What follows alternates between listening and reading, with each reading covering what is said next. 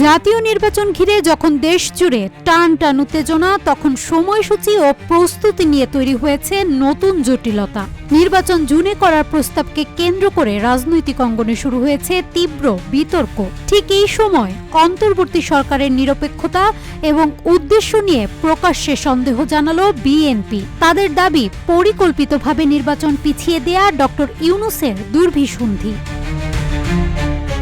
প্রশ্ন উঠেছে, নির্বাচন যদি আগের মতো ডিসেম্বরে সম্ভব হয়, তবে কেন সেটি জুন পর্যন্ত ঠেলে দেয়া হচ্ছে? নির্বাচনী সময়সূচি বিলম্বের পেছনে লুকিয়ে আছে কি নতুন রাজনৈতিক কৌশল? অন্তর্বর্তী সরকারের ওপর গভীর সন্দেহ প্রকাশ করেছে বিএনপি। তাদের দাবি, জাতীয় সংসদ নির্বাচন ইচ্ছাকৃতভাবে বিলম্ব করার পরিকল্পনা চলছে। RICL TMX, যুগের পর যুগ স্থাপনা থাকে মজবুত। নির্বাচন নিয়ে সরকারের সদিচ্ছার অভাব রয়েছে বলে মনে করছে দলটি। বিএনপির মতে, এত আলোচনা ও দাবির পরও ডিসেম্বরের পরিবর্তে জুন পর্যন্ত সময় নেওয়ার সিদ্ধান্তে সরকারের উদ্দেশ্য নিয়ে যৌক্তিক প্রশ্ন উঠেছে। গত শনিবার প্রধান উপদেষ্টা মোহাম্মদ ইউনূসের সঙ্গে বৈঠকে বিএনপি নেতারা ডিসেম্বরের মধ্যেই নির্বাচনের রোডম্যাপ ঘোষণার দাবি জানান। তবে এখন পর্যন্ত কোনো সুস্পষ্ট রোডম্যাপ না আসায় তারা হতাশ।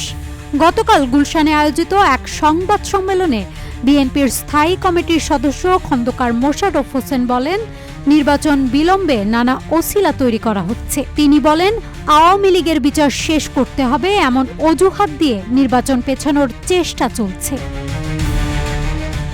বিএনপি মনে করে বিচার, নির্বাচন এবং সংস্কার একসঙ্গে চলতে পারে। খন্দকার মোশাররফ বলেন, ডিসেম্বর নির্বাচনের উপযুক্ত সময়। এরপর রোজা, বর্ষা ও পাবলিক পরীক্ষা থাকায় নির্বাচন কঠিন হয়ে যাবে। বিএনপির ভারপ্রাপ্ত চেয়ারম্যান তারেক রহমান দলের টকশো ডিসকাশন গ্রুপের এক সভায় নির্বাচন বিলম্বে সরকারের দুর্বিসন্ধির অভিযোগ তোলেন। তিনি আলোচকদের এসব বিষয় প্রচারে সক্রিয় হওয়ার পরামর্শ দেন।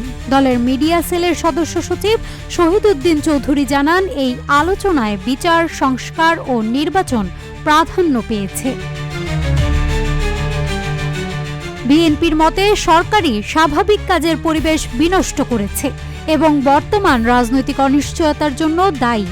তারা অবিলম্বে নির্দলীয় ও নিরপেক্ষ নির্বাচনের সুনির্দিষ্ট রোডম্যাপ ঘোষণার দাবি জানিয়েছে। তারুণ্যের রাজনৈতিক অধিকার প্রতিষ্ঠার সমাবেশ এর মাধ্যমে সরকারের ওপর রাজনৈতিক চাপ তৈরি করছে বিএনপি।